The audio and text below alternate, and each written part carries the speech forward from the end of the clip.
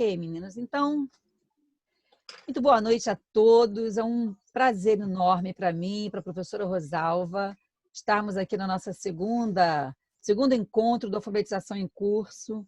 Isso que a gente está chamando de sala de aula de porta aberta. Então, podem entrar os alunos do ISERJ, para quem esse evento é sobretudo destinado, mas também, e também para os professores do CAP, mas está aberto a qualquer companheiro que queira participar também de outras escolas, amigos de vocês, sem problema. A nós dá uma imensa alegria ver professores prestigiando aqui, porque a gente sabe que a Ângela está cheíssima de trabalho como nós e está aí dando a sua contribuição, dando um pulinho aqui com a gente. Então, eu queria primeiro agradecer. Já temos 25 pessoas aqui, isso para nós é um motivo de alegria. A proposta desse trabalho, então, a gente dialogar sobre temas relacionados à alfabetização, temas contemporâneos, de forma interativa. Então, os alunos podem fazer perguntas e a gente vai depois entrar num bate-papo. Olha o prazer imenso de vermos Dona Vanessa Vieira, também companheira lá do grupo de pesquisa da UF. E antes de passar a palavra... Boa noite, Vanessa. Antes de passar, então, a palavra para a Rosalva dar o boa noite dela e já anunciar o nosso próximo encontro, e depois passar para a Luciene, eu vou só, para a Ângela, eu vou só abrir com uma leitura. Eu gosto muito desse livro, Receita de Olhar, da Rosiane Murray, não é? Ela faz poemas muito bonitos, eu não botei aí, mas eu vou ler um poema curtinho que diz assim: receita de desamarrar os nós. Desamarre os nós do sapato, depois desamarre os pés, desamarre os laços inúteis, os nós do que não serve mais. Desamarre o barco do cais, os nós das janelas e então deixe que o vento te leve. Então a ideia é essa, gente. Estamos aí virtualmente desamarrando nossos nós dos sapatos presos ao chão, ao presencial, e navegando e surfando nas ondas da web, fazendo coisas incríveis, como eu acho que esse encontro é, e tenho certeza que promete. Então, Rosalva, com a palavra você aí, querida. Boa noite a todos. Estamos à deriva, né, Cris? À deriva das nossas próprias certezas, porque assim a gente aprende mais. A gente se coloca aí num processo de diálogo, aprendendo um com o outro. Eu acho que isso é o mais bonito do processo de aprendizagem. Às vezes as pessoas acham que o professor sabe muito, mas ele sabe muito porque ele compartilha, e na medida que ele compartilha, ele aprende, né? Então, esse é um exercício muito... Oi, tudo bem? É assim, os filhos entram, isso é maravilha. É Neto. É Neto, tá, Gil? É do meu colégio. É do meu colégio. Dar as boas-vindas à Ângela Vidal. A gente vai se conhecendo por nome, aí o nome cria se personifica, né? E, ao mesmo tempo, a gente vai ampliando as nossas redes de afeto. Eu acho que no tempo que a gente está vivendo, é isso que ajuda a gente a se manter e a manter, vamos dizer assim, no foco do que a gente acredita, né? Porque a gente vai ampliando as nossas redes, vai se articulando com conhecidos, com colegas, pessoas que pesquisam e que pensam valores educacionais como os nossos. Isso é o que fortalece e que faz a gente continuar nessa nossa jornada. Semana que vem a gente tem a professora Margarida Santos, que é uma professora que trabalhou com a gente no Instituto de Educação durante muitos anos, uma alfabetizadora que me ajudou muito na minha trajetória como professora no ISERJ, e ela vem compartilhar com a gente a experiência que ela teve no ISERJ e agora a experiência que ela tem no CAP da UERJ, né? Ela é aposentada do ISERJ e trabalha no CAP da UERJ, continua trabalhando.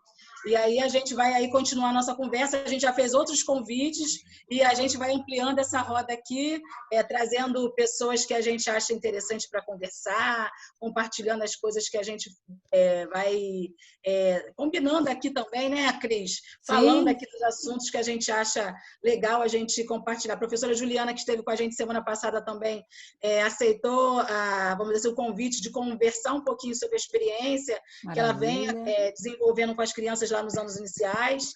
Enfim, aí a gente vai ampliando aqui a nossa conversa, né? Isso, Boa noite para a gente, bom diálogo. Ótimo. Então, antes de passar para a Ângela, eu vou fazer uma apresentação nada formal, porque isso não é uma mesa de seminário, né? Mas Ângela Vidal é uma educadora e uma alfabetizadora incrível, trabalhou muitos anos no Colégio Pedro II, acho que 35, né, Ângela? Está aposentada agora do Colégio Pedro II, mas sempre se dedicou à tarefa de alfabetizar. Nós temos o privilégio de saber que ela se formou como professora no nosso ISERJ, no Instituto de Educação. Eu acho que isso que foi há 35 anos, né, Ângela? A formatura lá no Instituto de Educação. Ângela é mestre em Educação pela UF e é nossa participante também do grupo de pesquisa, Linguagem, Cultura e Processos Formativos, que é coordenado pela professora Cecília Goulart. E ela também coordena um projeto de um estudo, GEPALFA, né, lá no Colégio Pedro II. Acho que com essas apresentações, Ângela, eu passo para ela. A ideia é a Ângela compartilhar com a gente um pouco dessa experiência e, em seguida, a gente abrir para as perguntas. E eu quero dizer a todos que não é uma questão de falta de educação, mas para mim é de educação. Às 8h30 a gente finaliza, tá bom? Então, a gente finaliza às 8h30, porque eu acho que essas lives são importantes, esses encontros, mas eles têm que ter um tempo determinado, porque senão a gente fica... A gente adoraria ficar, mas a gente tem uma vida para viver, então às 8h30 eu vou encaminhando para o encerramento. Então, Ângela, com você a palavra, querida. Obrigada, Cris. Obrigada a você. Agora o boa noite oficial, né? A todas vocês que estou vendo aí. Me parece que o Justo Antônio o Justo é o único Antônio. rapaz que eu encontro. Boa noite para você.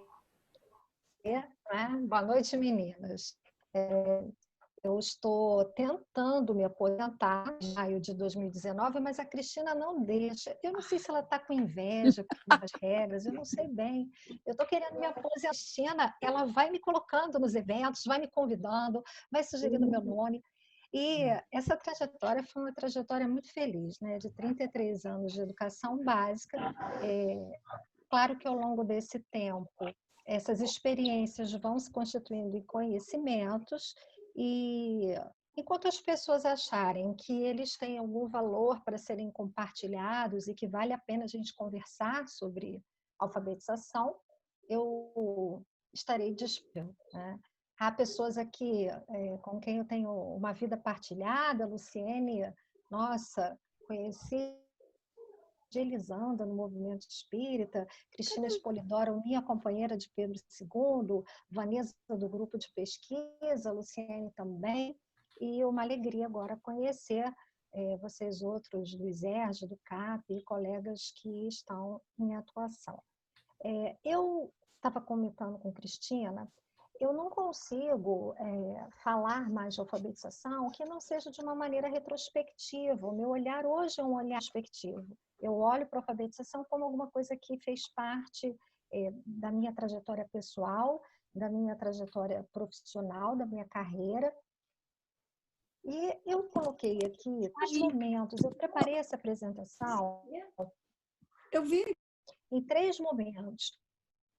Ela não vai ficar muito extensa, porque eu acho que a gente de conversa para troca, não só minha com vocês, mas também entre vocês que estão aí no exercício, vivendo um desafio que eu não vivi. Né? Como é que a gente agora alfabetiza? Como é que faz para alfabetizar sem as crianças, sem as aulas presenciais? Isso é possível? A gente deve investir nisso? Não deve investir nisso? São questões novas, para as quais a academia também não tem resposta, nem os especialistas também. E qualquer dúvida adicional, nós temos a doutora Maria Cristina Corais, que há de responder todas as nossas perguntas, tá, Cris? Eu vou, então, compartilhar com vocês a apresentação que eu preparei. Cris, como eu faço mesmo para tirar esse quadradinho já está. aqui? Tá, bom, mas eu fico com uma imagem aqui no meu cantinho direito. Vocês não ficam? Vocês estão vendo só a apresentação? Tá ótimo. Então tá bom. Você continua vendo, porque então, assim a gente no cantinho. Pelo menos algumas pessoas. Então, aparecem as 4 ou 5, isso mesmo. Se estiver atrapalhando a imagem, vocês me ensinam. Eu acho que cada um pode em si colocar só a imagem, se quiser toda na tela. Isso é uma opção. Então, tá ótimo para ver. Vamos andar. Agradeço muito a Cristina. e a Rosalva pela confiança, né? É sempre uma responsabilidade a gente apresentar, chamar alguém para falar, isso é uma responsabilidade enorme e eu acredito muito, eu agradeço muito a confiança. Eu quero dizer a vocês, né, da minha chegada no segundo em 87, numa escola que estava se constituindo. O Pedro II estava começando naquela época o seu trabalho. E eu encontrei uma escola que estava tentando, já à época, uma alternativa para as propostas de alfabetização chamadas tradicionais, né? Os métodos sintéticos, analíticos, aquilo que eu aprendi no ISERJ, que eu estudei como aluna do Instituto de Educação. O que se sabia, eu saí sabendo que eu tinha um repertório a escolher, que eu podia escolher métodos que partissem do todo ou métodos que partissem das unidades para formar o todo. Era tudo que eu sabia sobre alfabetização. E ao chegar no Pedro II, eu encontrei uma proposta que veio do Laboratório de Currículos da Secretaria do Estado do Rio de Janeiro e que mais tarde, em 94, me parece, foi formalizada neste livro, cuja capa está aí para vocês, né? Alfabetização, nova alternativa didática. A gente tem sempre um novo, como diz a Maria do Rosário Mortati, né? Tudo que chega na alfabetização no Brasil vem com esse caráter do novo, como se, enfim, alguma coisa fosse resolver as questões históricas que nós temos aí na área. Então, essa proposta era uma proposta, eu vou partir da realização do trabalho para a fundamentação dela. Acho que talvez fique mais fácil a gente compreender. Então, eu tinha uma turma em 1990, foi minha segunda turma de alfabetização, mas a primeira que ficou sob a minha responsabilidade de alfabetizar.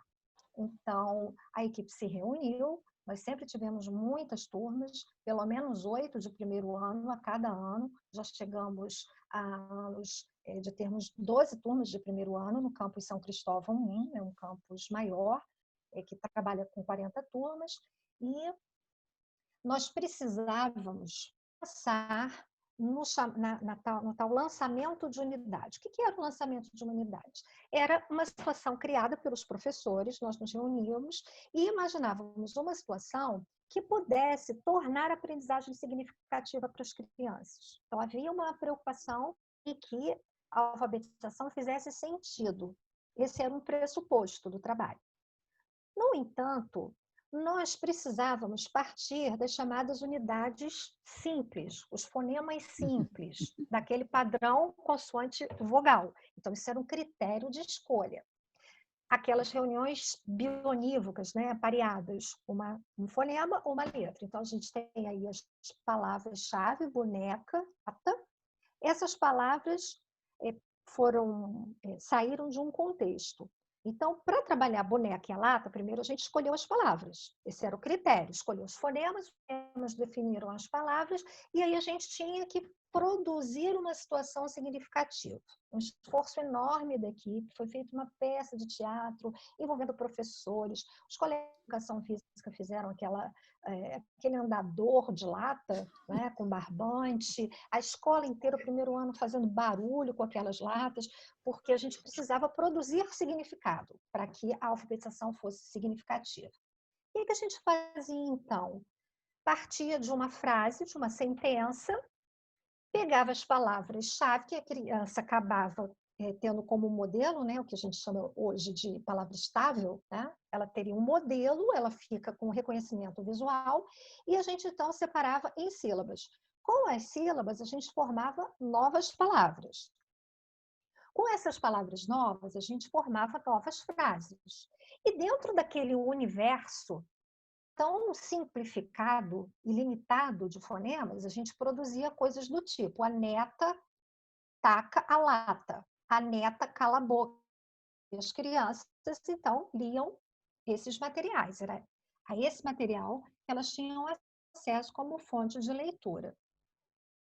Depois disso, para aumentar esse repertório, a gente fazia o que se chamava comutação. Então, a gente propõe a neta taca a lata. E se fosse o neto? E daí a gente comutava o A pelo O e fazia neta, neto. Aí, então, o chamado paradigma, né? A depreensão do fonema. E as crianças iam dizendo, olha, então vamos pensar no som que tem neta, neto, Que outras palavras têm esse som? E aí vem o tomate, a televisão, o túnel. Aqui nunca vai aparecer tia, certo? Porque na nossa variação, na nossa variante carioca, a gente não fala tia. Então, os desafios da língua não vão cabendo aí nas metodologias. É claro que eu estou fazendo aqui uma versão compacta. Isso é só para vocês terem uma noção de um processo de formação que vai acontecendo com a gente ao longo da carreira, né? Então, isso era o que se apresentava como novo. Ficou conhecido como método psicolinguístico, proposta psicolinguística. E nos seus fundamentos, ela apresentava alguns avanços, nesse sentido de pensar que a gente não precisava criar artificialismos. A gente tinha na época a cartilha do sonho da Thalita, e aí a nanica vinha da orelha, de ficar buscando recursos extralinguísticos. Então, eu ouvi na época da Heloísa Vilas Boas, que era assessora do colégio, né? A gente não precisa de recursos extralinguísticos, o melhor recurso para ensinar a língua é a língua. Então, essa foi uma primeira lição importante. Não precisa fazer o desenho para a criança fixar a letra. A criança precisa de forma significativa e a criança pode aprender pensando sobre a própria língua. Isso já constituía um avanço.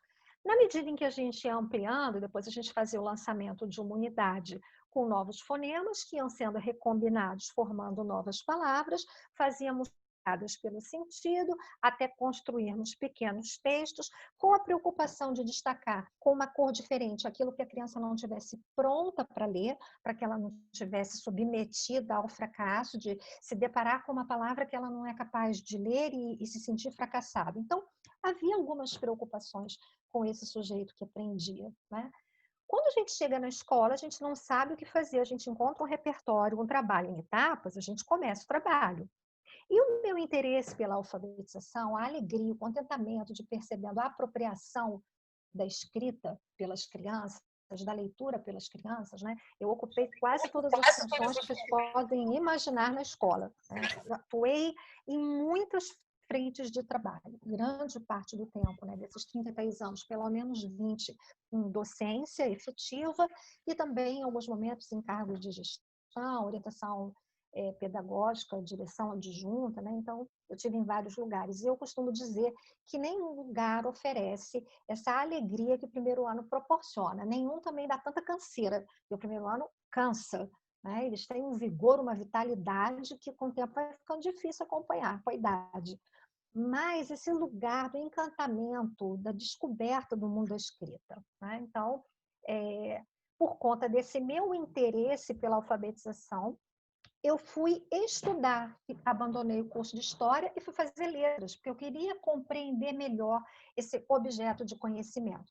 Eu organizei nesse quadrinho aquilo que depois foi se configurando para mim como os pressupostos teórico-metodológicos do trabalho. Eu não tinha consciência disso, né? Quando a gente escolhe uma atividade, existe naquela atividade alguma coisa que a fundamenta.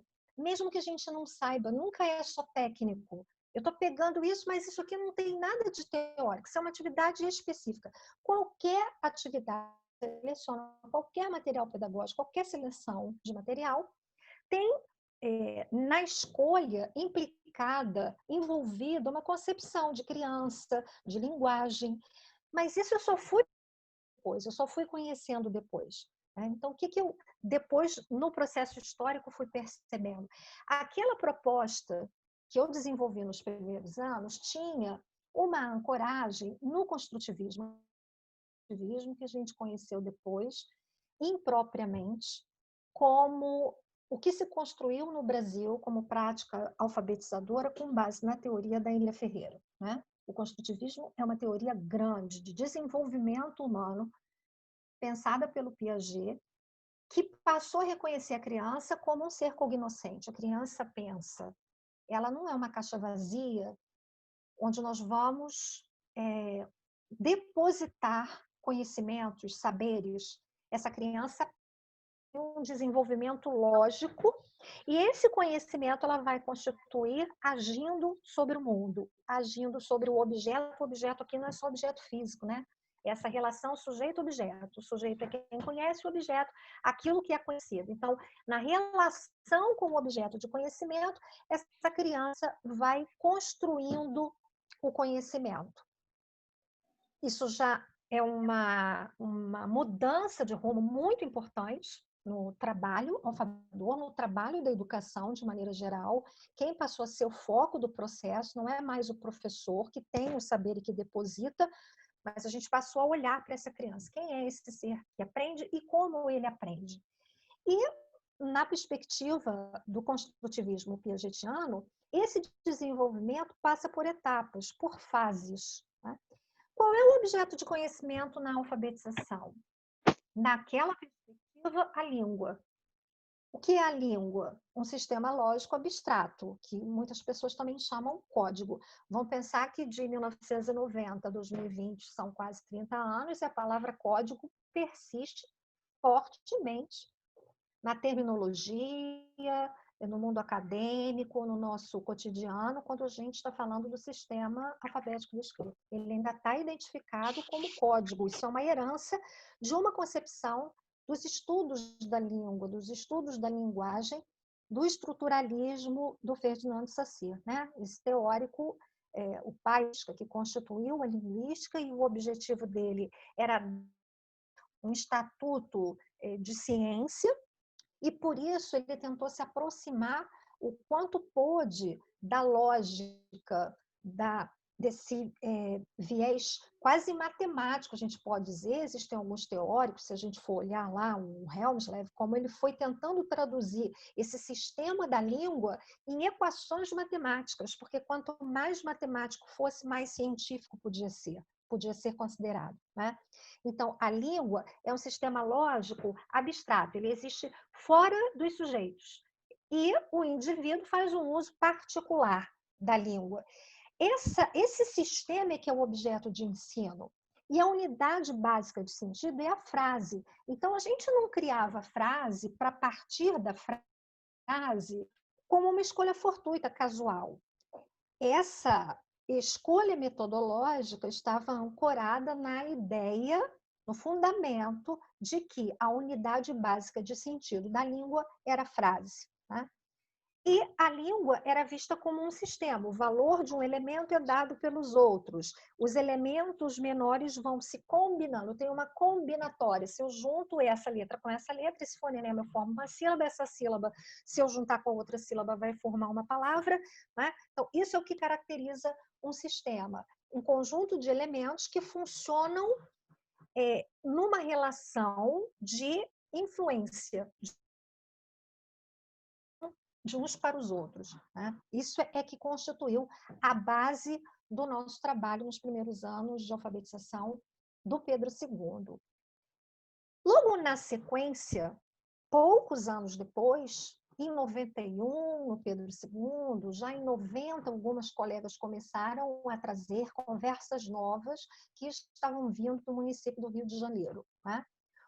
Esse estudo grande do Piaget, essa teoria grande do Piaget, foi aplicada, vamos chamar assim, mais particularmente por Emília Ferreiro, que é uma teórica muito importante, que todos nós conhecemos, porque ela decidiu como é que essa teoria geral do Piaget podia ser aplicada para a aprendizagem da escrita. Então, se produziu uma teoria que no Brasil ficou conhecida como psicogênese da língua escrita. O livro foi traduzido assim, né? O original é um pouco mais completo, ele fala do desenvolvimento da linguagem. No Brasil a gente chamou psicogênese, ou a teoria da Emília Ferreiro. Né? Mais do que isso, a gente passou a falar do método construtivista. A criança passou a ser vista também como um ser cultural. Então, ao mesmo tempo, as ideias da Emília Ferreiro foram sendo traduzidas em propostas metodológicas, as crianças começaram a ser diagnosticadas, nós começamos a fazer ações diagnósticas para identificar em que etapa estava cada criança né? Ainda a ideia de etapa, por isso a gente tinha uma metodologia tão rígida no Pedro II, dia tal a gente vai fazer isso, no dia seguinte é esta etapa, a gente só pode passar para outra etapa depois disso. Então, era um conjunto muito amarrado na tentativa de controlar a aprendizagem da criança, que também pudesse monitorar o funcionamento cognitivo da criança e orientar o pensamento da criança em relação ao objeto. Tá? Ao mesmo tempo, as ideias do Vygotsky começaram a chegar aqui. Nós temos a Cris, super especialista aí do Vygotsky, que pode falar mais para a gente num momento depois compartilhado. Né? A ideia da criança como um ser cultural. O desenvolvimento da criança não é como se pensava, né, dentro de uma perspectiva Vygotsky. A gente não pode dizer que o conhecimento se dá individualmente, que a criança tem desenvolvimento psicológico, cognitivo individual. Todo conhecimento se produz socialmente, a criança se produz socialmente. E a gente tem a terminologia aí do socio-interacionismo, a perspectiva socio-interacionista. Então, quem era assim, muito moderno, que perguntava, você é construtivista? Alguém perguntava? Não, eu sou socio-interacionista. Então, você já tinha tido um upgrade, né? Você recebeu um upgrade, você foi promovido, porque agora você é mais moderno. Qual era a grande contribuição nesse sentido? É o papel da interação, o papel do outro, o papel da mediação, uma mediação na relação com os outros, uma mediação pela linguagem. O papel da linguagem como um papel que forma os sujeitos. A criança não aprende diretamente, não é uma relação ela e o objeto. A relação da criança com o mundo é uma relação que necessariamente se dá na relação, na interação com outros humanos. E essa interação é, sobretudo, verbal. Há um papel de destaque na linguagem oral, na fala, há um destaque na formação do processo da criança. Né? A criança é um sujeito histórico, ela vive num tempo, ela tem uma história, existem fatores que estão para muito além do seu processo cognitivo, fatores sociais, fatores culturais, que estão relacionados ao seu processo de aprendizagem. E, ao mesmo tempo, né, o código, a língua, ele também foi se desenvolvendo numa outra direção no campo dos estudos linguísticos. Então, a gente já não estava focado em ensinar a língua, mas a gente começou a pensar no objeto de ensino como um sistema de escrita. Para alguns, um sistema de representação, para outros, mais apropriadamente, um sistema notacional, que se mostrou um sistema muito complexo, um sistema multifacetado. É um sistema que está para muito além dessa dimensão, camada sonora, camada escrita, pauta sonora, pauta escrita. Essa relação som e letra, fonema, grafema. Os estudos linguísticos foram mostrando que o conceito de linguagem precisava ser ampliado. Então, essa unidade que era a frase passou a ser o texto. Daí a origem do trabalho com os textos.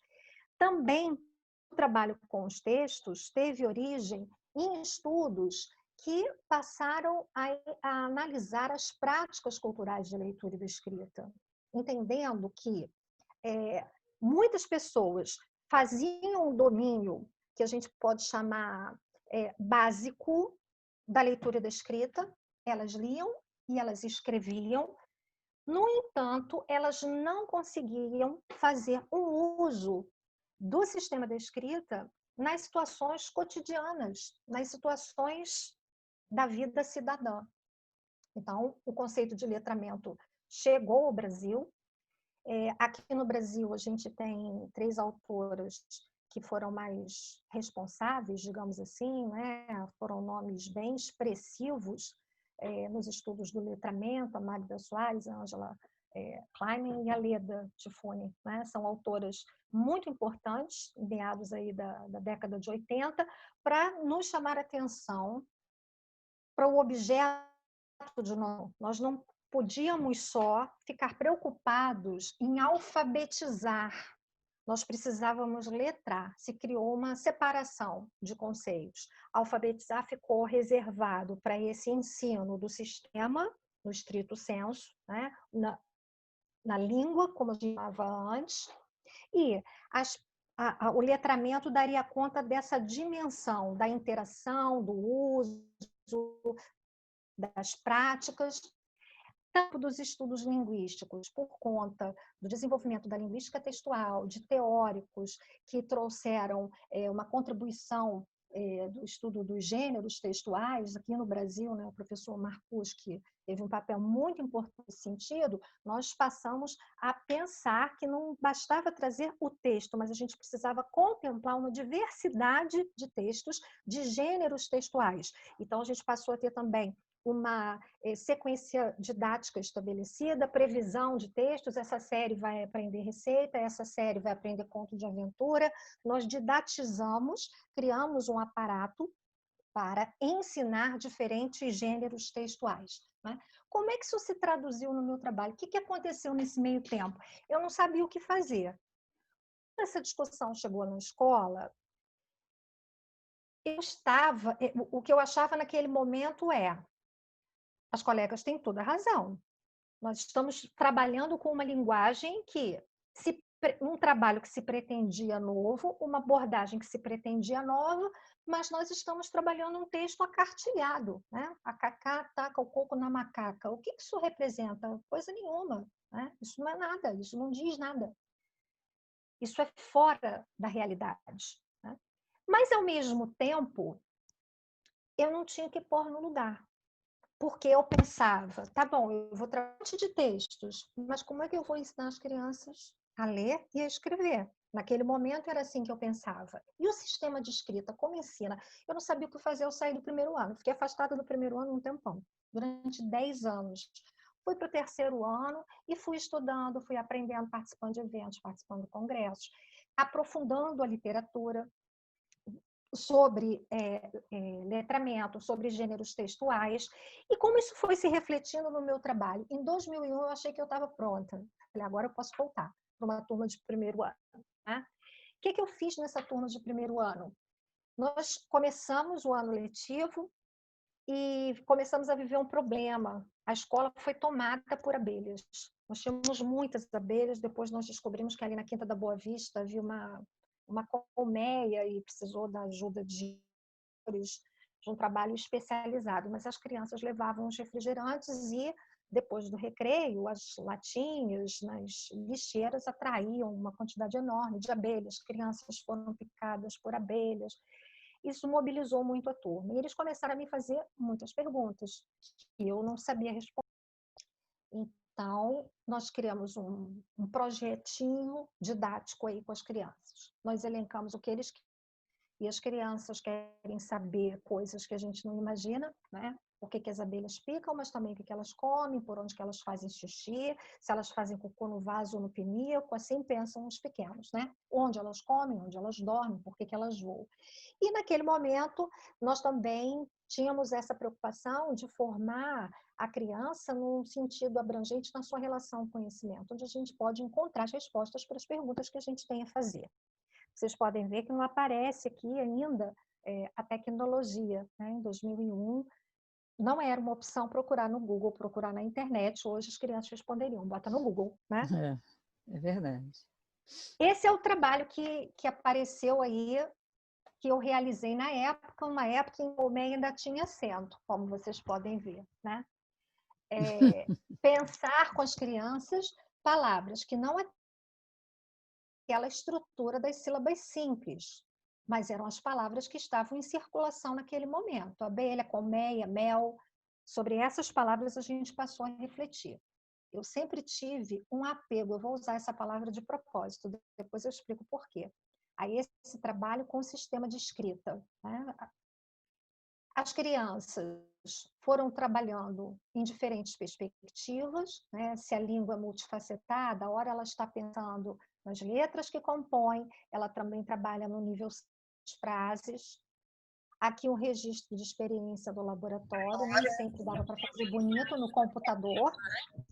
Então, às vezes, era aquilo que, assim, à mão, que dava para... Porque a gente quer aproveitar o que aconteceu em cima da hora, né? Aproveitando para olhar para o conhecimento cada vez de uma forma mais geral, menos compartilhada. o caráter interdisciplinar do trabalho foi ficando cada vez mais notado, né? Mais intencional, eu poderia dizer, né? Os diferentes gêneros começaram a circular. Essa é uma canção que eles amaram cantar. Eu sou do tempo que tinha a Arca de Noé.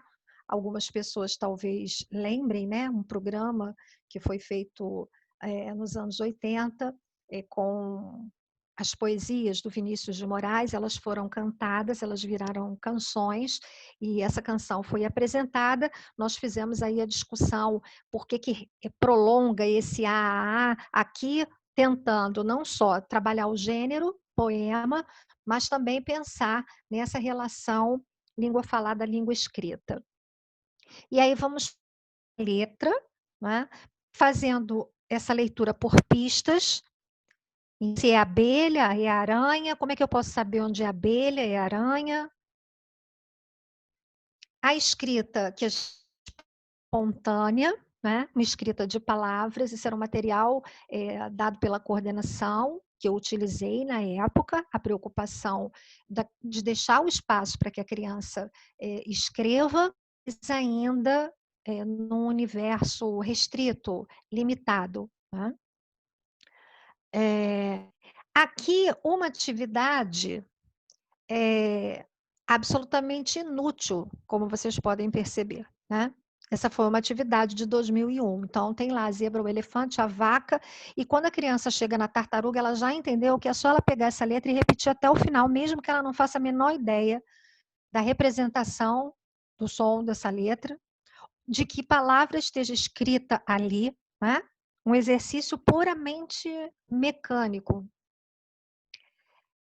O caráter interdisciplinar, o trabalho de ciências previa o ciclo-movimento dos animais, então eu aproveitei a situação com a abelha para trabalhar a época. Aqui também a cadeia alimentar, porque a cadeia alimentar é um conteúdo previsto para o 3º ano na escola, mas o material que eles trouxeram, uma criança mini monstros, e ali tratava, né, abordava a cadeia alimentar. Então, eu aproveitei para trabalhar com as crianças aquilo que tinha vindo do próprio grupo.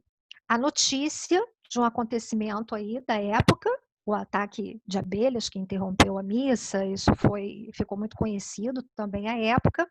E aqui a síntese, depois de nós estudarmos, nós formalizamos os nossos estudos sobre a abelha, né? Um texto coletivo produzido pela turma. Bem, esse é o grupo de 2001, eu fui com eles até 2003, depois peguei outra turma de alfabetização em 2004, fui com a turma até 2006, eu gostei de dar sequência ao trabalho, porque me dava muita preguiça. Quando você chega no momento do trabalho que eles começam a ler e escrever, você começa tudo de novo, eu achava isso uma perda de tempo enorme. Então, eu queria usufruir dos frutos do trabalho, né? E ampliar, entendendo que esse ano de alfabetização é um marco formal da escola. O processo de alfabetização é assim, ele é contínuo, né? Então, aquelas crianças também que não estavam plenamente alfabetizadas, como a gente costuma dizer, elas teriam a oportunidade de continuar o seu processo, né, sem interrupção. E aí, eu passo pela academia, eu faço o meu mestrado, eu vou para o grupo da professora Cecília Goulart, convidada pela minha coordenadora à época, Helenice Rocha, para participar dos estudos. Em 2012, eu concluo o mestrado. Em 2014, eu volto para a alfabetização, depois de uma experiência de gestão. Então, aqui eu vou mostrar essa última sequência do trabalho, né? Essa é a experiência que está relatada no livro que a Cristina disse que costuma trabalhar com vocês, né? Alunos de graduação, do livro Na Roda com Professoras dos Anos Iniciais, né?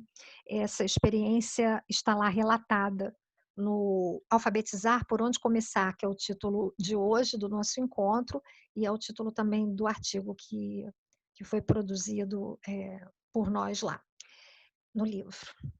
Então, eu relato que eu tinha uma dificuldade com a turma, porque a minha sala era lá no cantinho do corredor e eu tinha que trazer as crianças em fila organizadamente, a escola enorme, isso era uma grande dificuldade. Então, eu cantava com eles essa parlenda e quando chega nesse finalzinho, né, o sapato encolheu, a mulher morreu, o culpado foi aquele que se mexeu. Eu virava para trás e as crianças viravam estátuas. E assim eu ia enrolando as crianças até o portão de saída, né?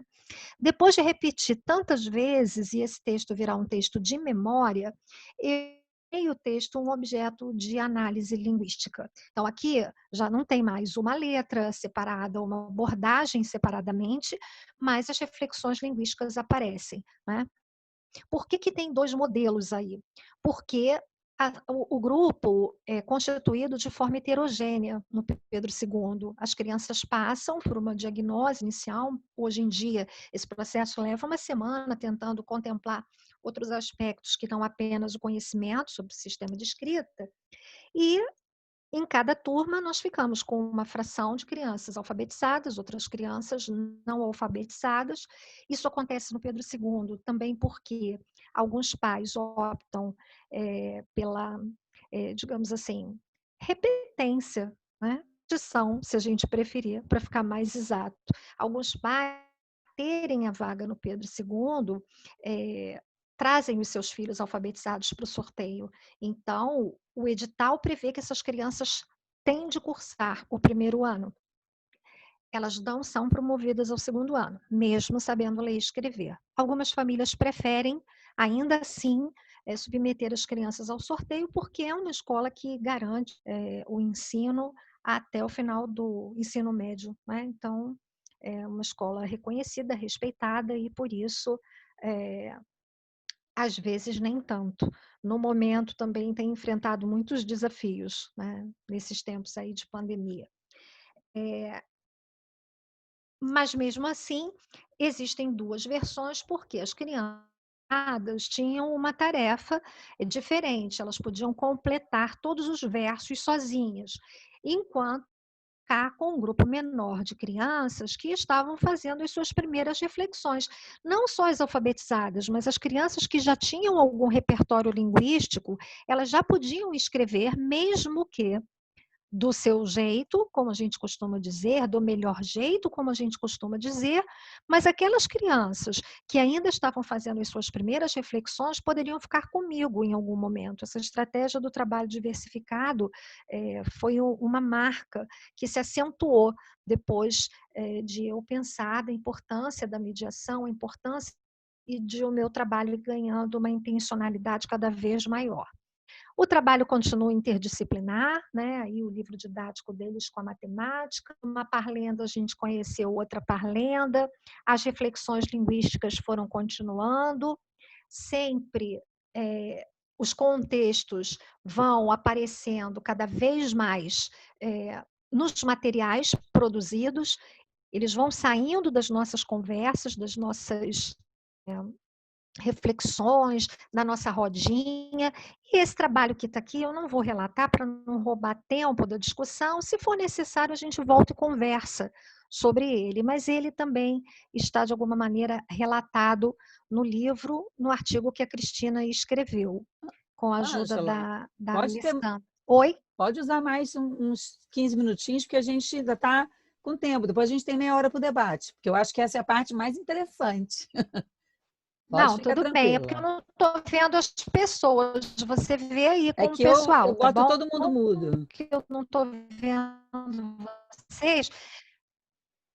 Sim. É o que acontece? Quando Então, a gente vai vendo as pessoas, a gente vai medindo, né? é O verdade. interlocutor vai definindo isso. Então, quando eu vou vendo as pessoas, eu vou sabendo o quanto aquilo é relevante. Às vezes as pessoas vão sinalizando, não, não para não, não, deixa a gente ver. Então me dá um tempinho aqui Então, eu para estou mim, sem esse Ângela. recurso no momento. Me Você dá vai um me dando tempinho aí as aqui. coordenadas. Alguém abre aí o microfone, Porque por se as pessoas favor. também tiverem muitas questões, né, talvez elas estejam aflitas para falar. Mas alguém então abre o microfone aí e diga se a gente dá esses 15 minutinhos aí para a Ângela finalizar e mostrar esse último projeto, que eu acho que é o mais discursivo. Sim! É o mais discursivo. Sim? Sim! Então Podem vamos abrir. lá. Sim, travou! Tá bom, então vamos voltar lá. Qualquer questão, Ângela, a gente coloca no chat. Pode ir preenchendo no chat lá, os alunos. As pessoas estão falando aqui no chat, pode ficar tranquila. Estão Bom. pedindo o seu, já pediram o seu PowerPoint, já pediram para eu gravar, para eu divulgar. Então, eu acho que você precisava desse retorno mesmo. Mas pode continuar, querida. A gente está se deliciando. Eu vou pedir para todo mundo fechar de novo seus microfones e a gente retomar. Vai lá, Ângela. Bom, então, essa parlenda, né, a partir do gênero parlenda, eles foram apresentados a outra parlenda, que também é bastante conhecida pelas crianças, que vem da educação infantil.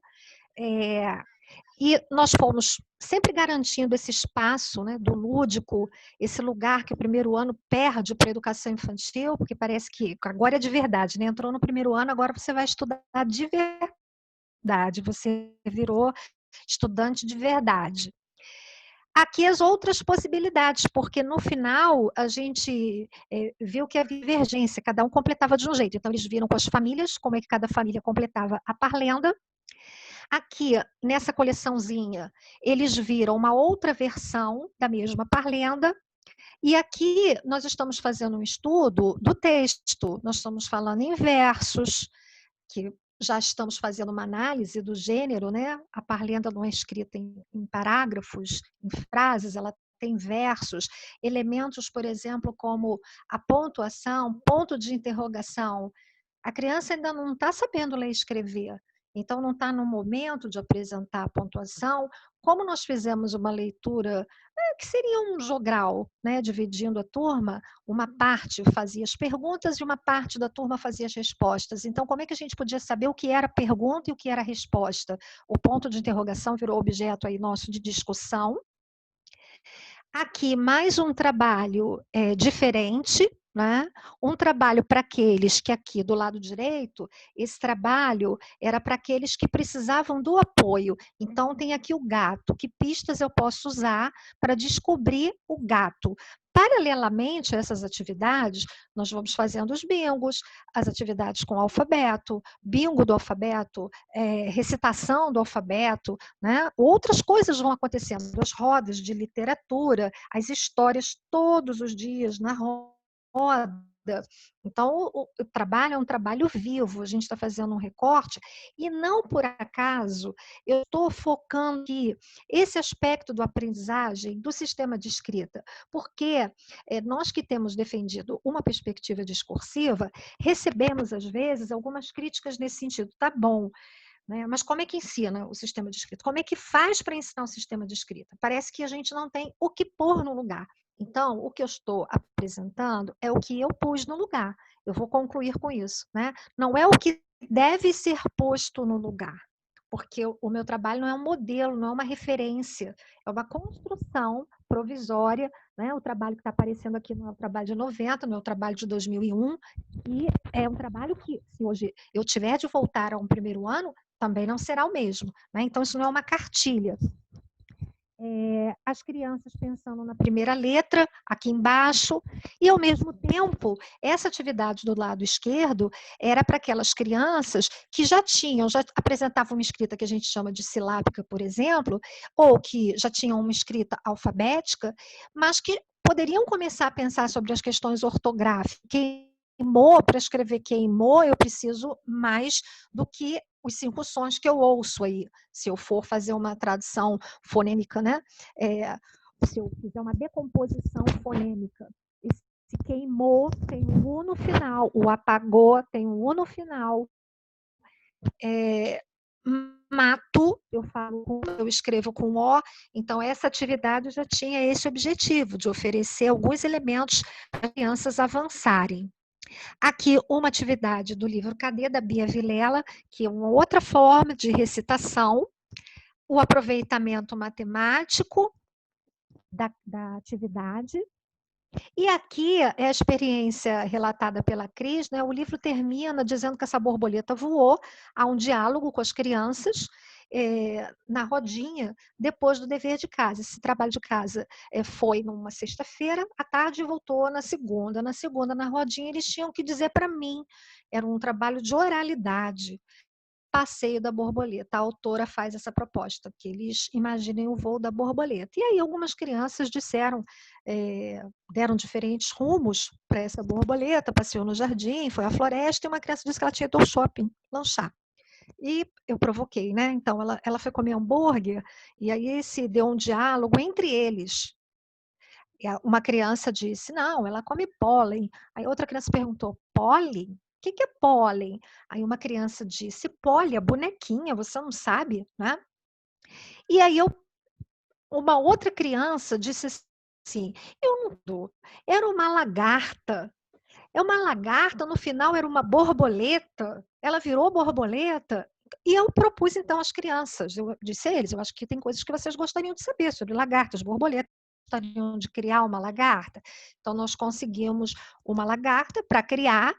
Esse é um registro coletivo, feito das observações, a gente ia observando, na verdade, nós criamos 2 lagartas, né? A partir desses registros, nós fizemos análises linguísticas, né? É o mesmo lab da Laís, que a gente analisa na rodinha, isso é uma prática muito comum nossa, na hora que a gente distribui os nomes, fazer análise, né, dos nomes, das letras dos nomes, e daí pensando, o que mais a gente pode escrever, onde mais tem o lá? No macaco tem lá, na lata tem lá, isso é a bendita ou maldita para alguns, né? Da consciência fonológica, né? Necessária. Essa habilidade que a criança tem de operar com os sons da língua. O que é essa consciência fonológica? É essa habilidade. Só que para alguns isso é pré-requisito. Ela primeiro precisa ficar lá nos sons, depois ela vai lidar com os textos reais. Depois que ela estiver pronta, é que ela pode trabalhar com textos de verdade, digamos assim. Antes, ela pode ficar apenas nos simulacros, como na Cacá que taca o coco na macaca, né? Aqui estão os conceitos gramaticais, o conceito de sílaba, esses pedacinhos da fala são as sílabas. Aqui uma leitura do lado direito, uma leitura por pistas, e embaixo uma atividade, né, que foca a sílaba e, ao mesmo tempo, que tem por objetivo fazer as crianças pensar que há algo que se repete no lá da lagoa, no lê do leão, no li do livro, no lô do lobo e no lu da lua, né? Para algumas pessoas, isso é dispensável. Todo o trabalho de análise linguística deve se dar em contextos de produção e de leitura de textos. Isso é uma possibilidade de trabalho. Como eu disse a vocês, isso é uma possibilidade, foi o modo como eu constituí. Se vocês me perguntarem por que eu não abri mão disso, digo a vocês que muito mais pela leitura do que pela escrita. Porque na escrita a criança sempre encontra um jeito. Então, ela vai arrumar uma forma de representar. No entanto, na leitura, ela se depara muitas vezes com alguns padrões, com letras que ela não conhece, com combinações de letras que ela não conhece. Então, eu fui até o final, até 2014, eu ainda fiz algumas atividades que permitissem às crianças pensar, operar mentalmente. Por quê? Para algumas crianças isso é quase automático, é meio óbvio que o lá da lagoa começa, né, a lagoa começa com a mesma letra de lua. Algumas crianças não fazem isso automaticamente, diz a minha experiência, né? Disse, melhor dizendo, a minha experiência. Né? Então, eu propunha certos momentos de reflexão em que elas pudessem ter a possibilidade de operar mentalmente com os sons da língua, para observar algumas regularidades do sistema linguístico. Ganhei esse presente da amiga, eram 10 lagartas, trabalhei com conteúdo de matemática, que são as sequências numéricas decrescentes. Nós continuamos vendo a formação do casulo, da pupa, né, as etapas no trabalho de registro de ciências. A clássica borboletinha, texto mais do que conhecido aqui, para que as crianças pudessem, né, os alfabetizados, reescrever a canção. Aquelas crianças que precisaram da minha mediação ou que ainda estavam avançando mais lentamente, né? Se vocês olharem a data, aí a gente ainda estava em abril, no ano letivo que tinha passado em março. Então, as crianças estavam avançando, aquelas que chegaram com poucos conhecimentos ainda estavam bem aí no processo. Eu não sei o que aconteceu, que enguiçou. Ela não quer voltar, não quer descer. Andou. Aqui um texto tirado da revista Ciência Hoje para criança, né?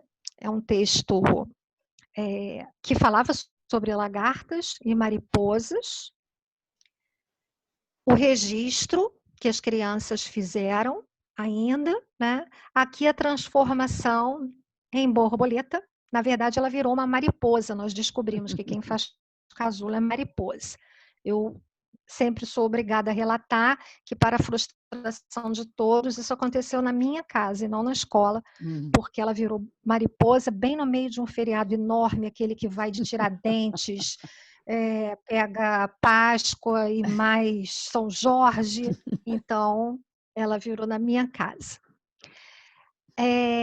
Uma mãe mandou o livro Insetos, a gente estava fazendo esse estudo, e aqui a gente está discutindo a diferença dos textos que têm por objetivo dar informações sobre um assunto. Eles não são personagens, são seres que existem na natureza, e os diferentes registros possíveis, quando a gente está fazendo um registro científico, não pode botar lacinho na borboleta, eu preciso escolher a cor que está ali para representar, eu preciso ser fiel no meu registro, e o quanto eu posso inventar no meu texto, tá? E esse trabalho se ampliou para os insetos de maneira geral. Então, aí na foto, nós temos duplas, essas duplas ficaram responsáveis para pesquisar, essas eram do grupo das alfabetizadas, né? Então, cada dupla tinha uma fichinha dessa. Um grupo estudou as joaninhas, o outro grupo estudou as abelhas e o outro grupo estudou as moscas. E eles tinham por tarefa apresentar para os colegas o que eles aprenderam. Trabalho, porque afinal de contas eles não são responsáveis, né? Eles não podem ser culpabilizados porque eles sabem ler e escrever. Então, o trabalho inclui essas crianças também. Aqui é aquele pessoal do meio do caminho, que nesse momento estava trabalhando individualmente. A disposição da sala varia todo dia, às vezes muito ao longo do dia, dependendo da atividade. Se trabalho individual, vai sentar sozinho. Se o trabalho é coletivo, vai sentar no grupo. Se o trabalho é em dupla, arruma em dupla, né? É muito difícil a gente pedir que as crianças sentem em grupo e façam atividades individuais. Nem a gente faz isso, né, gente? Às vezes eu acho que a gente pede às crianças umas coisas que a gente não faz. Quando eu vejo os conselhos de classe, assim... e aqui essas crianças estavam mais uma vez pensando em outros padrões de sílaba. Não basta uma letra para cada sílaba. Às vezes a gente precisa de 3 letras para escrever uma sílaba. Esse é o grupo que circulavam ali sobre ocorrências da língua portuguesa, do nosso sistema de escrita. E esse grupo foi o que mais custou se alfabetizar, todos foram alfabetizados nessa turma, todos seguiram para o 2º ano, não fui com eles dessa vez, não segui com eles dessa vez, porque a seguinte, a função de orientadora pedagógica do 2º ano. Eu acompanho esse grupo de crianças, mas de um outro lugar, né, de orientadora pedagógica. A gente estava preocupado com a continuidade do processo de alfabetização, então eu acompanhei esse grupo de crianças. E essas crianças estavam ainda fazendo reflexões, digamos assim, mais fundamentais, né? Ainda precisavam refletir sobre aspectos que a gente considera mais fundamentais. O objeto de análise aqui é a letra agora, não é mais a sílaba, né? A língua é tudo isso, tem isso apareceu no trabalho, esse trabalho se encerra assim, né? Também, esse é o do capítulo que eu escrevi, também faço referência a esse trabalho, que com base no trabalho com a lagarta, as crianças passaram em frente ao laboratório de ciências, onde há um algodoeiro, e uma menina me perguntou se aquela bolinha branca era casulo. E eu falei que era algodão. Aí começou uma discussão ali imediatamente, tá? Que não podia ser algodão, porque ali era escuro, o algodão é branquinho. E esse algodão, como é que é o algodão? Tem algodão dentro da planta? Ele nasce da planta? Eu falei, bom, a gente pode agora começar a estudar o algodão, né? Então, começamos um novo ciclo, sempre nesse movimento dialógico, discursivo, em que eu não fui escolhendo os textos para analisar a língua e criando situações significativas. Das situações emergentes nos discursos das crianças, eu fui produzindo material para as nossas análises linguísticas. Como é que eu sintetizo isso? Como é que eu acabo, né, com esse quadro aí? Esse trabalho encora as compreensões últimas, né, que eu fui fazendo e que continuo fazendo ainda no grupo de pesquisa. Só quero fazer uma retificação, Cris, na sua fala. O GPALFA do Pedro II, hoje é coordenado pela Natália Guimagé, sim, né? tá certo. Eu estou desligada, né, Eu sempre quero te dar e a trabalho. gente, quando... Não, é porque isso fez parte do próprio projeto do grupo. A gente queria fazer um grupo de formação de professores que se constituísse entre pares. Então, o nosso próprio projeto prevê coordenação itinerante. A cada ciclo, às vezes, a pessoa fica mais do que um ano, mas a proposta inicial era que a cada ano alguém assumisse a coordenação, porque a gente não queria mesmo uma hierarquização, a gente entendia que era uma troca entre pares, né? A gente acredita no processo de formação assim. Maravilha. E a criança continua sendo vista como um ser cultural, um sujeito histórico, com o papel da interação presente, mas o lugar da linguagem se modificou, né? O objeto de estudo é a linguagem escrita, em vez de língua como abstração, a gente passa a pensar a língua na sua integridade concreta e viva, e não na língua pensada na linguística. Por que que eu mantenho essa dimensão linguística no trabalho? Porque compreendo que nem Bakhtin abriu mão dela. Ele só disse assim, a linguística cuida disso, mas a gente precisa pensar a língua para além disso. Essa proposta dele da metalinguística, que pensaria o discurso como alguma coisa que é histórica. Existe um tempo de enunciação. Então, a unidade não é mais a frase, não é mais os enunciados, produzidos pelos sujeitos, né, nas interações sociais. Social. O trabalho se dá na expressão da professora Smolka em relações de ensino que vão sendo constituídas. E a linguagem não é o meio, ela não é um código. A criança pensa e se expressa pela linguagem, ela pensa na linguagem, ela se produz na linguagem. Né? E esses dois eixos, né, do sujeito e do objeto, da perspectiva histórico-cultural, da teoria da enunciação, vêm sendo as bases para a gente pensar a perspectiva discursiva da alfabetização, que eu pus aí representada pela Smolka, pelo Geraldo, pela Cecília Goulart, e que em breve também vou botar aí a Corais, que está fazendo um trabalho muito importante. Em breve, o seu nome também será referência para os estudos de perspectiva, né? Então, eu quero encerrar pensando, né? Por que eu fiz essa análise ao longo do tempo?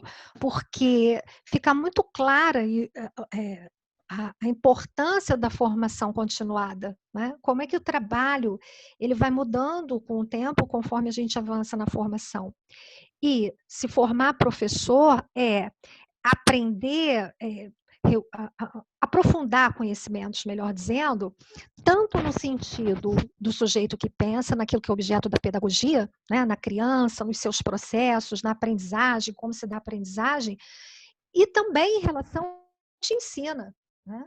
Conhecer sobre o sistema de escrita, e a gente que é professor generalista acaba sabendo também de abelhas, de ciclo vital dos animais, a gente tem conhecimentos históricos, a gente tem conhecimentos geográficos, né? O professor generalista é o professor que, de alguma maneira, apresenta à criança essas áreas de conhecimento, essas diferentes áreas de conhecimento, Então, a gente vai aprendendo em muitas áreas. A formação de um professor general é muito sofisticada. Né? A gente aprende no ensino da matemática, no ensino de ciências, no ensino de geografia. E o lugar da autoria, né? Que é aquilo que a gente faz na nossa situação imediata, no nosso trabalho imediato, que a gente faz com o nosso grupo de crianças a partir de tudo que a gente aprendeu. Essa autoria, ela não é individual, não é no sentido de que a gente vai fazer o nosso trabalho individualmente, nunca é. Nós fazemos parte de coletivos, né? Coletivos profissionais, nós temos os nossos grupos de pesquisa, as reuniões pedagógicas de que nós participamos, nós temos normalmente currículos institucionais, né? Mas é a marca e a apropriação particular, é o modo como cada um vai construir o seu trabalho. E se me dá alguma assim, nostalgia, alguma emoção em fazer essa retrospectiva, é ver que, mesmo há 33 anos, o olhar para as crianças esteve presente. Né? Lindo. Nesse movimento, 33 anos, essa foi a minha última turma de alfabetização, não foi a minha última turma de efetivo exercício de docência, não. A última turma foi em maio de 2019, que eu entreguei a uma amiga para continuar o trabalho e me aposentar. Mas essa relação viva, né, foi por eles e neles, com eles que o trabalho se movimentou. Essa alegria do visto, esse olhar atento, esse respeito, essa escuta, olhar para eles com muito respeito, uma escolha que me constituiu profissionalmente, pessoalmente, fez da minha carreira uma carreira muito feliz. Saber que desde o início eles estavam lá e eu estava lá com eles. Isso é um motivo de muita alegria, fui muito feliz na minha escolha do magistério. Então, eu vou parar por aqui para a gente ter tempo de falar um pouquinho, porque eu falo demais. Minha amiga Ângela, olha, eu acho que se todos os microfones estivessem abertos, a gente estava batendo palmas para você, né? Pelo belíssima apresentação. Você vai ver aí as nossas palmas, assim, a gente aprendeu também que é assim, quando não pode falar. Ângela, querida, muitíssimo obrigada por compartilhar a sua experiência. Assim, o tempo... Ainda não estou vendo ninguém, peraí. Então vamos lá, ela vai tirar, vai vendo a gente aí. Pronto. Ótimo. Então as carinhas estão aqui felizes, os comentários são os melhores assim, possíveis. Incrível, excelente, um prazer ouvir você, um prazer enorme, Ângela, um prazer como sempre, José Cristina Spolidoro. Revista excelente. Márcia, amiga do GEPALFA. Olha, Márcia Pugas, um prazer enorme ouvir você, com certeza palmas. Ângela, assim, para nós é um privilégio você abrir as portas da sua sala, do seu trabalho e fazer esse apanhado com a gente, que é teórico e é da prática, porque é difícil a gente encontrar alguém que alie tão bem teoria e prática como você consegue fazer. Não vou ocupar muito tempo, porque a gente tem uns 20 minutos para conversa, então agora está aberto. Quem quiser fazer uma pergunta, provocar. Então vamos, Ângela Venturini, querida. Oi, professora Ângela Vidal. Foi um prazer. De Ângela para Ângela. Xará. Olha, você tem 33, eu tenho 55 anos de formada no ISERJ. E depois eu fiz... Nossa, que lindeza! Continuo no ISERJ, fiz a minha vida, e aí, quando eu me aposentei no município do Rio de Janeiro, depois de 35 anos, abriu o concurso, o primeiro concurso para o ensino superior. Em 2004, eu fiz e cá estou. Agora, em setembro, faço 15 anos de FAETEC. E continuo com a mesma garra. E eu quero dizer para você que você fez uma coisa linda na sua trajetória. Sua aula foi uma aula histórica. Você fundamentou a sua prática o tempo todo dessa palestra. E uma coisa que me chamou a atenção, que eu comunico, que eu costumo falar muito com os meus discentes e as minhas discentes, a aula ela tem que ser prazerosa, lúdica, e você conseguiu isso. Eu queria rapidamente contar uma história. Eu ministrei aula por 8 anos numa pós-graduação privada, e eu fui trabalhar com uma turma, não vou citar o nome por uma questão de ética, o local. E eu fui ministrar, vocês vão entender o porquê que tem que ser a escola deveria ser prazerosa e lúdica, principalmente a alfabetização. Então, eu estava ministrando aula numa turma de orientação e supervisão, era uma formação continuada, né? Uma especialização, e existia dentro da sala de aula 50 pessoas contando comigo. E vocês vão ficar pasmos. Como é que eu posso alfabetizar, orientar e supervisionar uma coisa que não foi prazerosa? Pela história que eu vou contar. Eu resolvi, para conhecer rapidamente a turma, eu resolvi perguntar a eles e a elas como foi que elas, assim, quando foi que elas aprenderam a ler. Isso foi de uma professora, que eu vou lembrar o nome, da UERJ, uma dinâmica que ela tinha feito conosco no Instituto Helena Antipoff, que meus últimos 13 anos foram no Helena Antipoff, quando eu estava no município. E aí, pasme, só 6 pessoas contando comigo se lembrava quando foi que ela se deu conta que ela estava lendo sozinha. A grande maioria da turma não sabia. Mas, por outro lado, eu tive uma vivência linda de uma... Eu não me lembro agora se a moça era profissional, era supervisora, orientadora, mas a história de vida dela. Essa história me emociona até hoje. Ela aprendeu a ler com 4 anos. E quem a ensinou a ler foi a mãe dela, que era lavadeira. Estou emocionada, viu, gente? Que era lavadeira e que lavava a roupa para sustentá-las e sentava ela do lado no tanque e ela lia histórias para a filha. Ai, que foi lindo. assim que ela... Gente, coisa linda, né? Lindo. Eu fico muito emocionada e eu quero parabenizá-la. Faz o seguinte, eu me aposentei no município, mas eu continuei, viu, Ângela? Então, eu sou jovem há mais tempo, você é jovem há menos tempo, você pode continuar fazendo outras coisas. E passando essa vivência de vida linda. Parabéns. Muito obrigada. Obrigada, Ângela. Por isso que eu dou trabalho para ela, Ângela. Vamos lá, meninas. Liana, quem quiser fazer alguma questão, uma pergunta... Justo, ou Antônio aqui que está com a gente, Lu. Raquel levantou o dedo. Raquel Stutz, nossa querida, já pedagoga formada com a gente. Olá!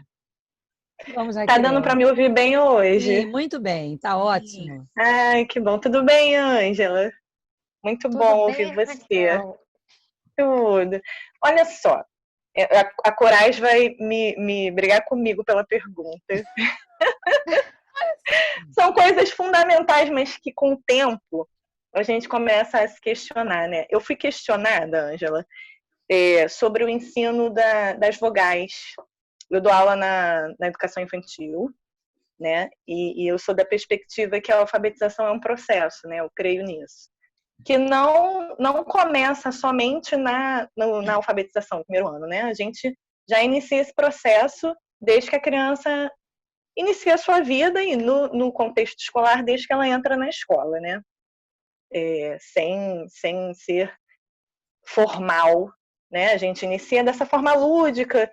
Enfim, eu gostei muito de ver seu trabalho, porque é o trabalho que eu acredito também que eu gosto. E aí eu fui questionada por uma colega sobre o ensino das vogais, ter que vir primeiro, mesmo sendo de forma lúdica. E eu me justifiquei, mas essa pulguinha ficou aqui me incomodando. Maravilha. Aí eu queria saber, Ângela, assim, como troca mesmo, sabe? O que você pensa disso? Só para acrescentar também na minha prática e para esclarecer, porque quando a gente começa, né, a gente tem muitas dúvidas. E aí eu tinha a sensação de que conforme eu fosse trabalhando, as dúvidas iam sanando. Só que conforme uma dúvida sana, vem outra. E aí elas nunca mais terminam. E eu fiquei com vontade de trocar. Eu amei o seu trabalho. Eu vi que tinha no seu slide, tinha um momento em que apareciam a letra A como aquele momento, né? Várias palavrinhas com letra A. Queria saber de você, o que você pensa sobre o ensino das vogais como inicial, né? Quando você percebe que a turma está madura já para acompanhar essa escrita? O que você pensa disso? Você pode me dar um auxílio? Raquel, que bom que você apareceu, que estava sem a sua imagem. Sua imagem apareceu agora. Que bom. Olha, a sua pergunta tem tantas camadas. Você está falando da educação infantil, você está falando das vogais, você está falando tudo junto, né? Eu, primeiro, quero te dizer, a gente responde uma pergunta, vem outra, e a gente se aposenta com perguntas que a gente não respondeu em 33 anos, né? Para as quais a gente não tem resposta. Por que que, mesmo assim, nem todos aprendem? Com todos os cuidados, a gente não alcança todo mundo. A gente continua, né, com desafios novos do tipo. E agora, faz aula online ou não faz online? Isso acentua a desigualdade ou não? As perguntas não vão parar. Aliás, o professor normalmente é alguém que gosta de conhecimento, né? A gente trabalha com conhecimento, então a gente tem sempre perguntas. Eu te perguntaria, o que você está chamando de trabalhar com as vogais? Então, eu trabalho com uma turma na educação infantil com 4 anos e acompanho com 5. Com 5 anos, chega um momento que eu faço o ensino das vogais de forma mais formal. Quando eu percebo que eles já compreenderam, a partir do nome deles, diversas formas, a questão do registro, da escrita, a letra que começa o nome, que é igual, o Rá da Raquel é igual o Rá do rato. E aí eu percebo que eles estão maduros já para a gente iniciar um trabalho mais sistematizado, vamos dar esse nome, né? E aí eu dou as vogais, sempre iniciando do nome deles. Se eu tenho uma Ana, eu começo com A da Ana, explico que faz som de A, que faz som de A, e assim eu vou trabalhando. Eu sempre começo com o nome deles. E aí quem não tem, por exemplo, o U, a letra U é uma letra que normalmente não tem, mas que já surgiu em diferentes contextos. Então eu dou uma sistematizada, porque para mim, eu compreendo que eles entendendo as vogais, vai ficar mais fácil deles construírem palavras, frases, deles conseguirem identificar num texto. É assim que eu faço. Só que eu fiquei assim muito incomodada com a pergunta: será que eu estou fazendo da única forma? Será que eu poderia ter feito de outra forma? Sabe? Olha só, Raquel, sempre existe outra forma de fazer, né? O que eu penso em relação a isso? Eu acho que o trabalho com a vogal, ele ajuda um pouco a criança a pensar na camada sonora. É mais fácil ela entender essa relação a partir do som da vogal do que o som da consoante, que não se realiza sozinho. Então, se a criança vai pensar que o som do A é aquele, acho ótimo, né? Não acho necessário, principalmente na educação infantil. Se você pegar o meu trabalho, por exemplo, nesse livro, é nesse ou no anterior? É nesse da roda, eu falo da vaca e as vogais. É nesse mesmo. Eu trabalhei um texto com as crianças, né? A vaca e as vogais. É um texto, e aí o autor usa as vogais como um efeito de estilo, né? Para imitar o mugido. Então ele diz, hoje eu vou andar. Né? Ele prolonga a vogal. Então eu discuto com as crianças o prolongamento e o efeito de sentido que isso provoca no texto. Agora, o fato de você fazer essa sistematização, hoje eu vou trabalhar o A, amanhã eu vou trabalhar o E, só nos dá uma certa ilusão de controle, Raquel. A gente não monitora. Eu posso te dizer que as crianças que não dão conta, por alguma razão, elas não vão dar conta porque você fez o A, E, o U. Existem muitos fatores intervenientes, sociais, culturais, fatores hoje que são ligados às especialidades da fonoaudiologia, né? A gente no Pedro II também tem os desafios, os disléxicos que você vai apresentar, você vai ordenar, você vai fazer o silabário e a criança vai levar 2, 3 anos para se alfabetizar. Então a gente está falando de um objeto muito complexo. Agora, eu penso, Raquel, que o processo ensino-aprendizagem, ele tem um polo na criança e um polo no professor. Né? Eu acho que o construtivismo nos fez centrar o processo na criança. E a gente está falando de um processo ensino-aprendizagem, tem uma ação do professor. Eu acho que algumas coisas servem para o professor.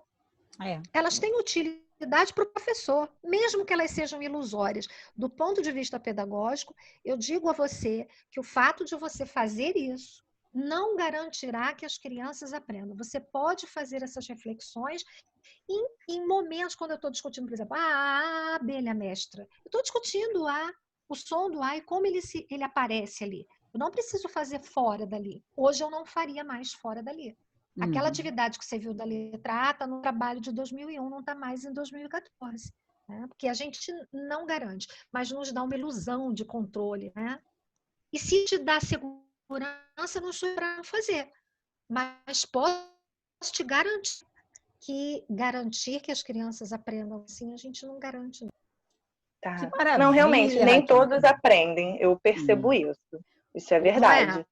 Ô, Não Raquel, faria conta. eu vou colocar meu dedinho aí, porque a gente tem a Luciene, que é fonoaudióloga Tá. bactiniana, aqui com a gente. Não vou desperdiçar essa oportunidade. Então, se a Lu quiser dar uma faladinha.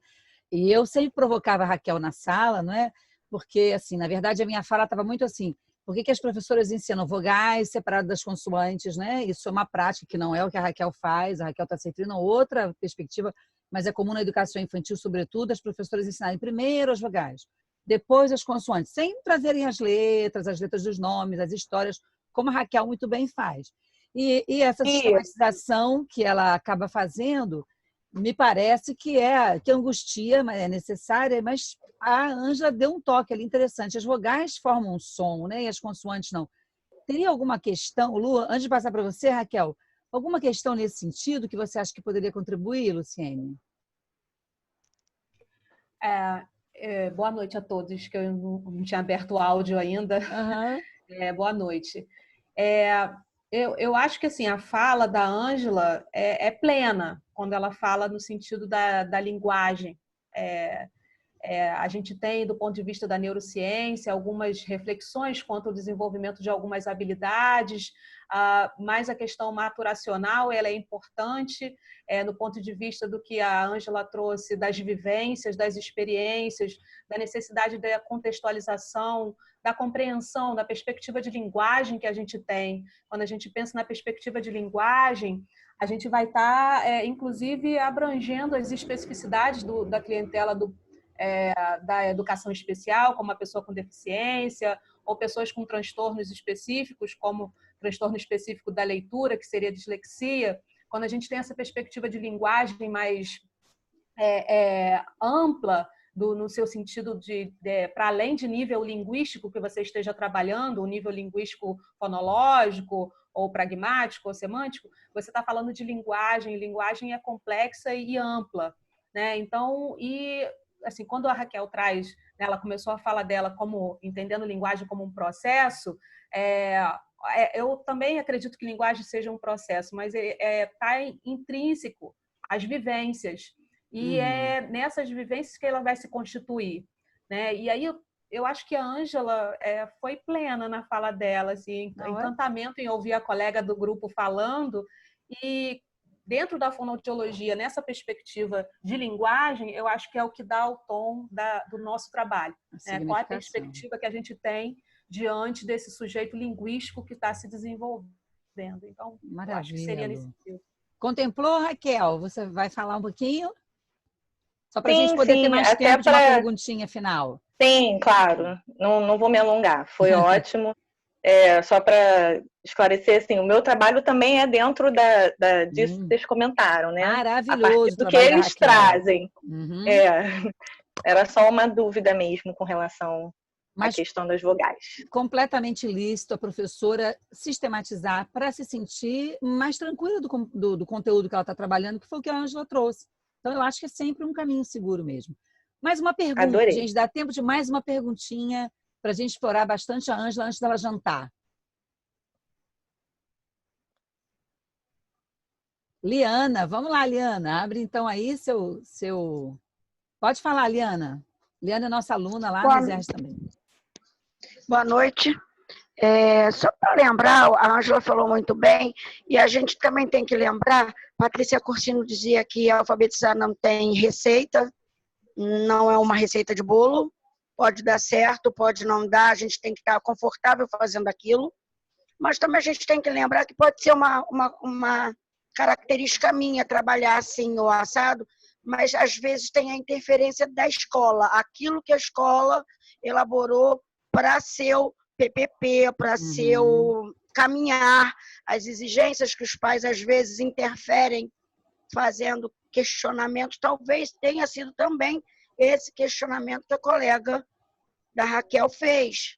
Alguma interferência, alguma fala de fora da criança. E é bom que haja essa discussão, porque o pensamento de cada um pode fazer um ensino melhor, um processo de alfabetização melhor. Não sei se eu estou viajando muito, mas eu acredito que sem a receita de bolo a gente pode discutir e fazer um apanhado legal. Comentar, Ângela?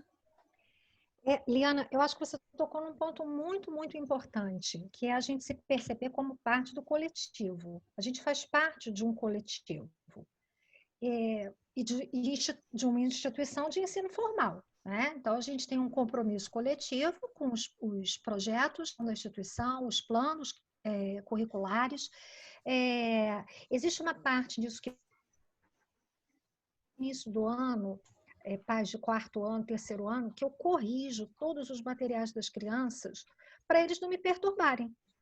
Por quê? E eu problematizo isso com as famílias. Eu digo às suas famílias, porque vocês acham que as crianças vão pegar aquela folha que eu dei, aí elas vão chegar em casa e vão fazer uma revisão do que elas erraram, e elas vão, então, refletir. Vocês fazem isso com as crianças? Eles admitem que não fazem. Mas vocês acham que o professor que não corrige a folha, ou que não olha a folha, que não dá um visto na folha, não está atento ao trabalho. Então, eu vou fazer para vocês não me perturbarem. Quando chega um determinado momento que a relação já está estabelecida, aí eu digo para eles, então não vamos mais fazer isso. Vocês já sabem, né? Porque, às vezes, a família está conhecendo o professor, não sabe quem esse professor é, não sabe o trabalho que vai se realizar, e as famílias, elas não têm de saber mesmo sobre o nosso trabalho. Quando a gente está convencido dos princípios e a gente faz um trabalho competente e responsável, as famílias passam a delegar, né? Então, a gente faz parte de um coletivo. Já houve um tempo na minha carreira que eu dizia, o aluno é meu aluno, então eu vou fazer meu trabalho do jeito que eu quero. No final da carreira, eu já não pensava mais assim, não é meu aluno, não vai ficar comigo para sempre, ele faz parte da instituição. Então, se são feitos acordos coletivos, nos colegiados, nas reuniões de equipe, sobre o trabalho que vai ser a minha marca, a minha cara, o meu jeito, ele também vai ter os parâmetros dados institucionalmente, né? De qualquer maneira, essas comparações são sempre inevitáveis, né? As comparações de trabalho, a gente também compara, a gente também faz isso, né? Comparar o trabalho das colegas, qualificar o trabalho das colegas, a gente também faz isso, as famílias fazem isso, as crianças comparam professores, acho que é mesmo característica nossa, né? Essa comparação. Maravilha, gente. Então, temos ainda um minutinho para a última pergunta. Tereza Drummond, a poetisa aí, também produz um trabalho maravilhoso com poesia. Tereza vai fazer uma pergunta para a Ângela, vai ser a última. A gente poderia se deliciar bastante, mas fica esse gostinho de quero mais. Então, vamos lá, Tereza. Bom, sou formada pelo ISERJ, trabalho com o EJA, né, alfabetizando adultos, né? E nessa pandemia, ousei a trabalhar no WhatsApp com eles, né? E agora estou ensinando eles a digitar, estão empolgados agora, porque é uma possibilidade nova, né? Então, bom dia, boa tarde, boa noite, eles estão assim, bastante empolgados, né? E, a partir disso, aí eu vou trabalhando as sílabas, a quantidade, bom dia, né? 2 palavras, né? E quantas sílabas nós temos, aí os sons, né? Eu vou trabalhando, né? Aí eu tenho duas questões, né? Na alfabetização, nossa colega, que eu esqueci o nome, falou das vogais, né? O que se faz, foi incorporado da língua estrangeira, o Y, o K e o W. Na minha infância, isso aí já era incorporado, né? E como se ensina, né? Por exemplo, o Y, que é uma vogal, aí para a criança. Isso aí é uma dúvida que eu estou trazendo. Ótima! Né? Porque eu estou esbarrando com esse problema, né? Perfeito! Do Y como vogal, que o W também, às vezes, tem papel de vogal. E quando também a criança ou o adulto na alfabetização esbarra com muita dificuldade. Então, qual a atitude que deveria ter o professor? Tereza, eu considero assim a minha formação empobrecida, né? A minha carreira empobrecida em certos aspectos, em alguns aspectos, né? O fato de eu ter toda a minha trajetória no Pedro II nos anos iniciais. Eu lamento não ter tido experiências em outras redes e de alguma maneira, o pessoal diz que eu lamento porque eu não estive lá, né? Se eu tivesse passado por lá, eu não ia lamentar. Mas eu acho que do ponto de vista da minha formação, ficaram lá. Eu acho que o trabalho da EJA é um trabalho especialíssimo. Eu acho que você está tendo sensibilidade de sentir aquilo que é significativo para o seu grupo, né? Eu não tenho nem conhecimento teórico, nem a experiência para partilhar com você.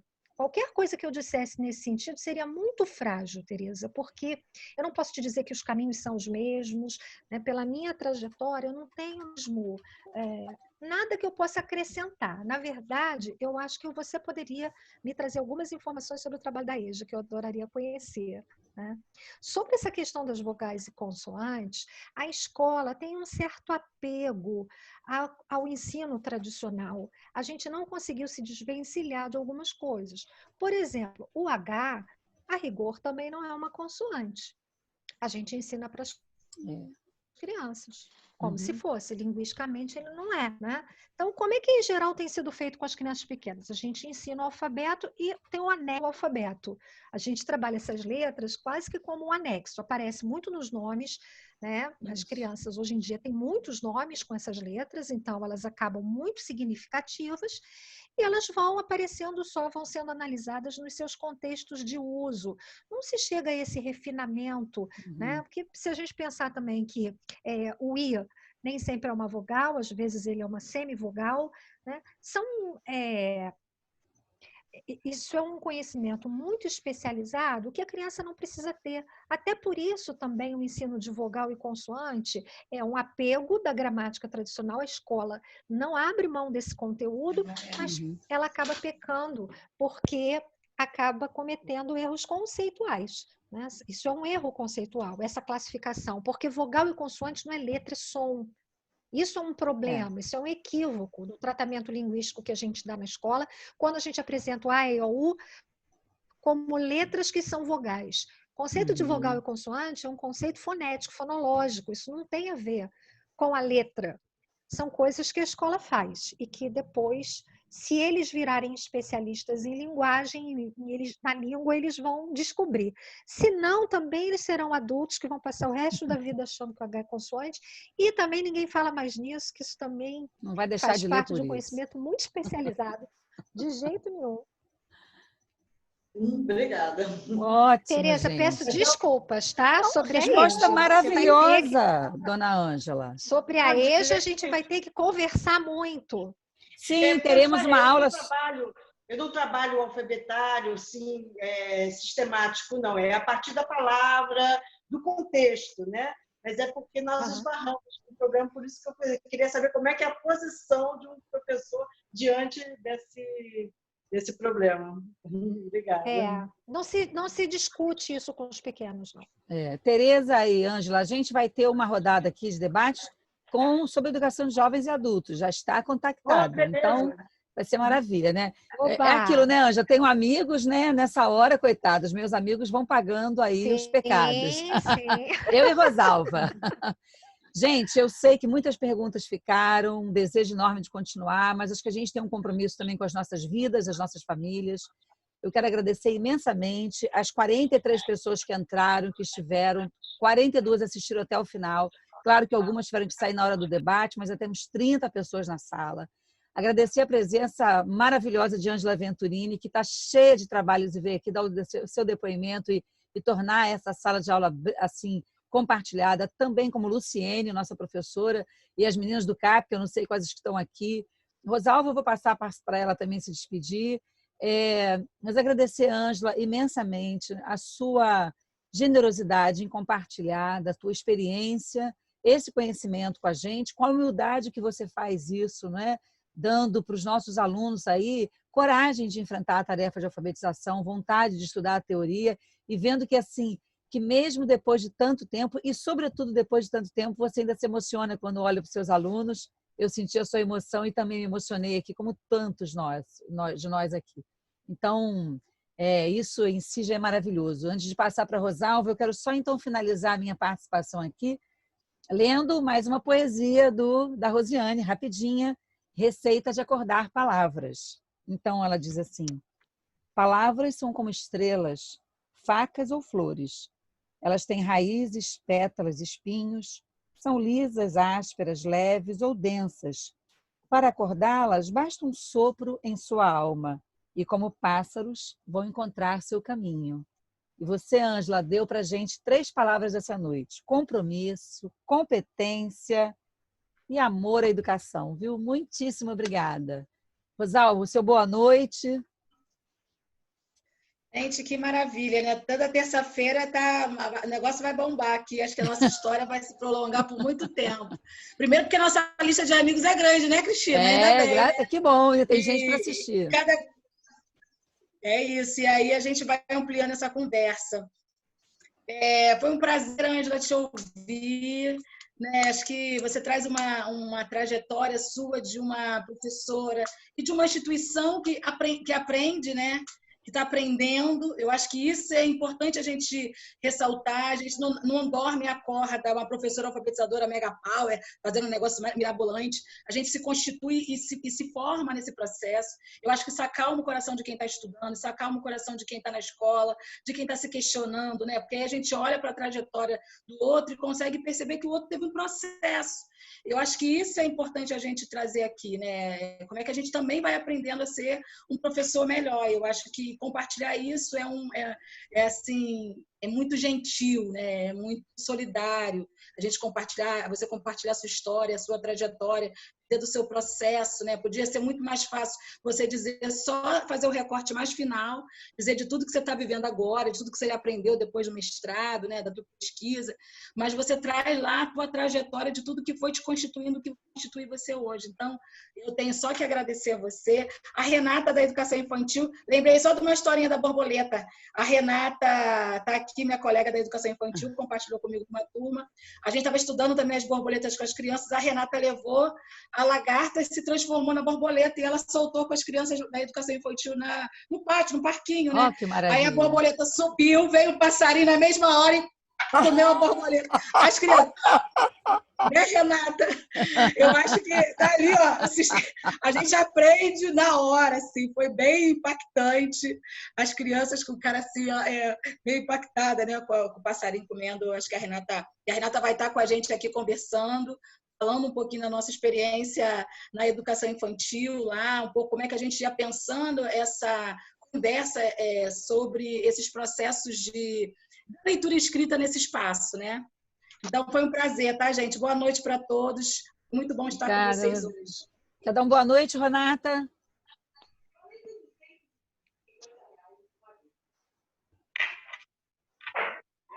Oi, gente. Boa noite. Renata, querida, que bom te ver. Olha só, eu tô adorando estar aqui, ouvir tudo isso. Assim, fiquei lembrando também que quando eu entrei no ISERJ, eu entrei na alfabetização. Então, eu trabalhei 4 anos na alfabetização, no ensino fundamental. E alguma desses exercícios, Ângela, que você compartilhou, eu fiz também lá, né? A gente vai passando um filme na cabeça, né? E hoje eu estou na educação infantil e estou muito contente de estar participando disso aqui com vocês, desse momento. Obrigada, Rosalva, pelo convite. É sempre muito bom. Obrigada. Maravilha, E Renata. parabéns, Ângela. Adorei seu trabalho. Ângela, então eu passo para você, querida, para se despedir. Seu boa noite para a gente.